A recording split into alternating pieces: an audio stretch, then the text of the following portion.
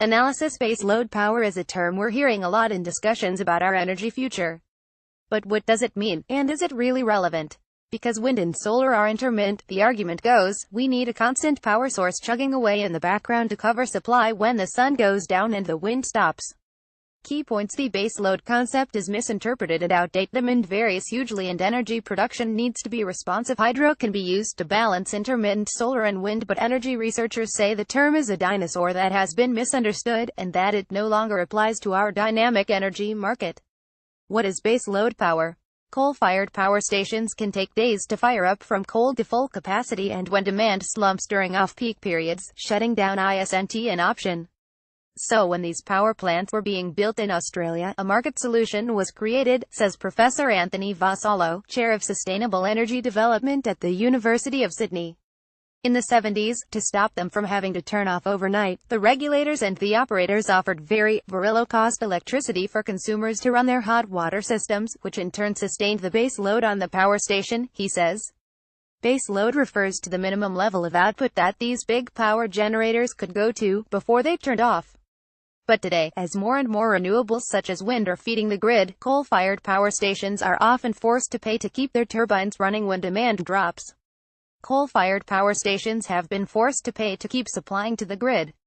At night, when wind in some areas is generating a lot of power, it's the coal-fired stations that don't get dispatched and the price can drop negative below $0, and so the big coal generators end up having to pay for people to take their electricity, Professor Vassallo says.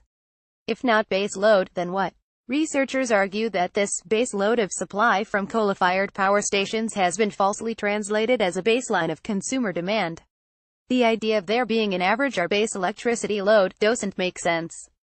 Let alone having this sort of big, slow-changing power station to meet that load, says CSIRO Energy Director Dr. Glenn Platt. Things are much more dynamic, and the difference between the minimum and the peak amount of electricity we use is huge these days. Throughout the day, electricity demand peaks in the morning as people get ready for work, and again in the evening. But electricity use also changes across the year, maxing out on hot summer days when air conditioners are at full blast, and bottoming out on mild spring nights. Technology has moved on from base load, and now you want flexible power. And that's what demand management, batteries and pumped hydro is, says Professor Andrew Blakers, director of the ANU Center for Sustainable Energy Systems. Researchers say hydro can balance intermittent wind and solar supply. If you have an increase in demand, a coal power station will take hours to meet it, a gas turbine 20 to 30 minutes, batteries about a second, demand management about a second, and pumped hydro will take anywhere between 20 seconds and 2 minutes. Researchers say a combination of these rapid response, dynamic power sources is the future of power generation. What about when the sun doesn't shine and the wind doesn't blow? All this talk about you've got to have baseload power stations is complete nonsense, says Dr. Mark Diesendorf.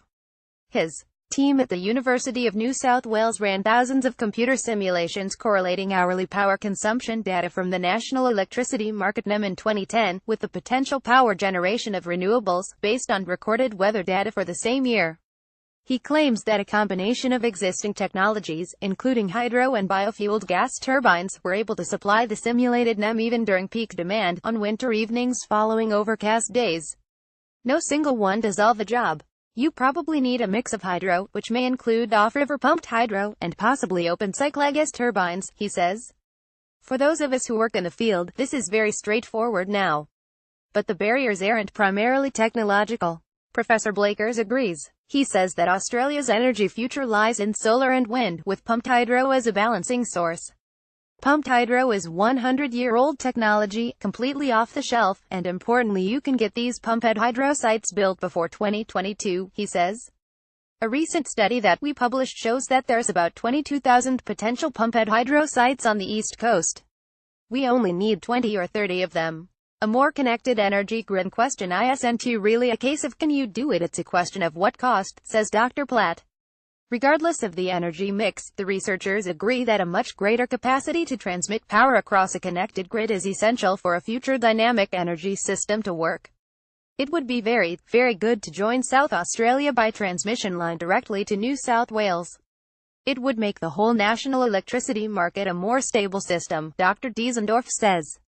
It's this long, skinny system, 5,000 kilometers long. Putting in one or two cross-links would benefit the whole system, but you can't do that overnight. None of these researchers are under any illusions that a transition to a dynamic energy system will be cheap. It will involve investment in infrastructure, across state borders, and a forward-thinking approach from our political leaders. And leaving base load power in the past, they all agree, would be a good place to start.